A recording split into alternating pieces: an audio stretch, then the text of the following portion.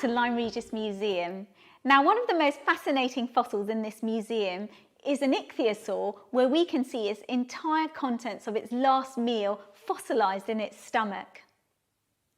Some of the contents of its stomach are really quite bizarre. They're these tiny, minuscule hooks, but in order to discover which animal they came from, we've got to go a little bit further back to actually have a look at that creature itself. Deep in the Jurassic seas, the ichthyosaurs were fearsome predators, eating all sorts of quite incredible and strange creatures that they came across. One of these creatures was called a Bellum Knight, and this squid-like creature was proliferous in the Jurassic seas.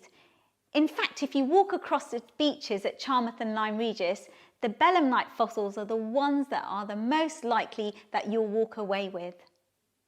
There's an example of a Bellum Knight fossil here in this drawer. And when we look at it, we can understand why it was such a tasty treat for the ichthyosaur. Bellum Knights are squid-like creatures with streamlined body shapes. But what's really interesting is at the head of the body, they have these large tentacles which would have reached out to any prey swimming past, because these creatures were carnivorous. The tiny hooks on the tentacles of these Bellum Knights were made out of a chemical called chitin.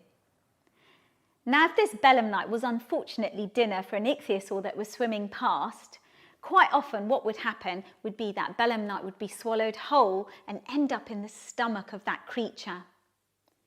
Because these hooks were made out of this fairly resistant material called chitin, those hooks actually became trapped in the lining of the stomach of the creature itself. What's quite remarkable is that Lyme Regis Museum has a specimen of an ichthyosaur with its stomach contents entirely fossilised. If we look closely at that stomach, we can see tiny, tiny pieces of these tentacle hooks from these Bellum Knights lodged in the stomach lining. Here's another example of the fossilised internal organs of an ichthyosaur. These brown tubular-like structures are actually the fossilised intestines. It's extraordinary to think that we can see what this creature had for dinner 200 million years later.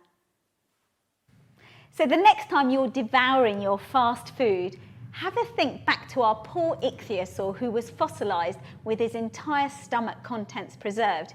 Imagine what your stomach might look like in 200 million years' time.